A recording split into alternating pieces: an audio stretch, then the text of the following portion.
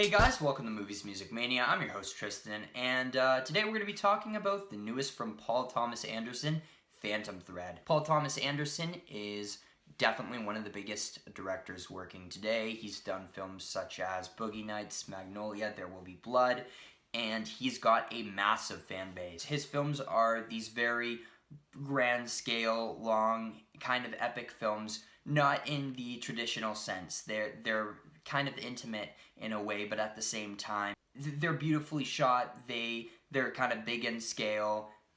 They feel like you're watching a cinematic event, and that's one of the reasons many people are excited for Phantom Thread.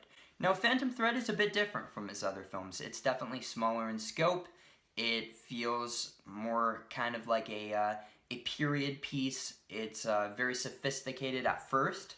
It definitely develops into something different, but at first it is very much a beautifully shot, beautifully composed kind of period piece drama, and it takes some turns, which I found very interesting. Paul Thomas Anderson presents one film to us, and then he kind of juggles a bunch of themes throughout, and it takes some turns that I wasn't expecting. Now, I'll be honest here, I don't know if this is going to be a movie that everyone's going to love.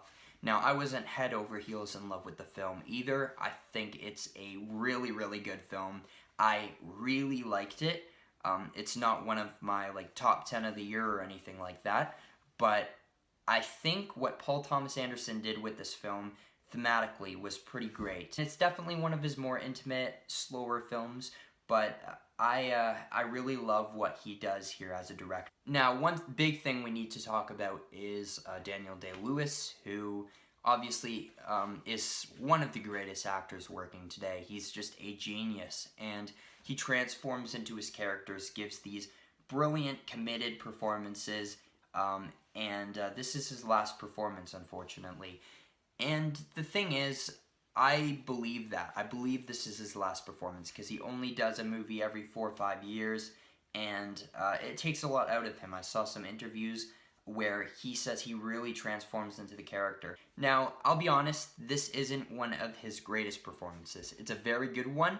I believe he deserves the nomination. I don't think he deserves to win. I don't think he touches the level of Gary Oldman or Chalamet or even Franco here.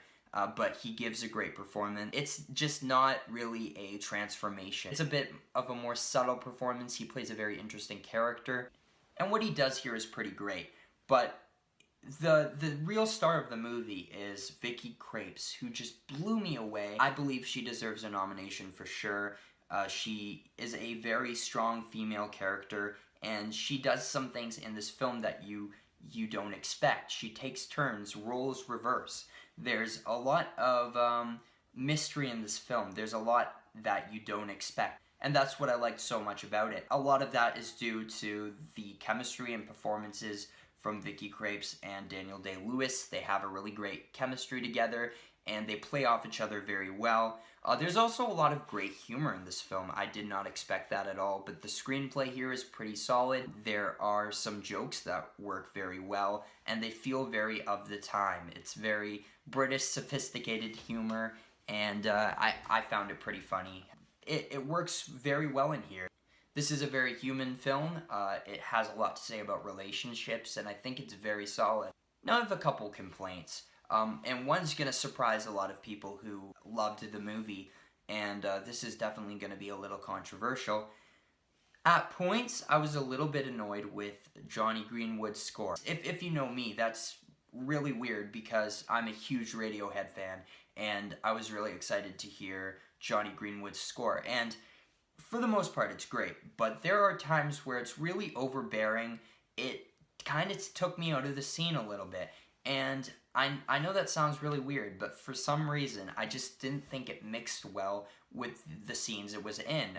Like, there's times in this where the score that is in the trailer is playing over a very intimate scene, and it's just this very dark, brooding music, and I don't think it works. It kind of overplays what the scene is offering, if that makes any sense. Probably doesn't. Other than that, it does take a while to get into this movie. It's not like other Paul Thomas Andersons where you're gripped from the start. it takes a while, and that's fine. I love slow movies, but I don't know if it has that rewatchability. And the thing is, Call Me By Your Name, same thing, where it is slow, it takes a while to connect to the characters, but the payoff is just so phenomenal that once you watch it again, you feel really connected to the film, and it's just a masterpiece overall. And this film has an amazing ending, but it's not one that I want to keep coming back to. I wouldn't care to watch the first hour of this film again. And that's just a personal preference, but for the most part, I think this is a very good film. I don't think it reaches the levels of the last collaboration that Paul Thomas Anderson and Daniel Day-Lewis did, There Will Be Blood, but it's certainly a very good film, and it's definitely a worthy addition to Paul Thomas Anderson's incredible filmography. Now, I'm going to give this film an 8 out of 10. Definitely check it out, and hope you enjoyed this video. Go check it out if you're a big Paul Thomas Anderson fan or you think you're going to enjoy this. Definitely worth it. It has a lot to say about relationships, and there's some really great performances. It has a lot to say about relationships, it looks beautiful, and there's some really great performances here. Thanks for watching, guys. If you enjoyed this video, please leave a like and subscribe, and let me know what you thought in the comments. See you on the next vid.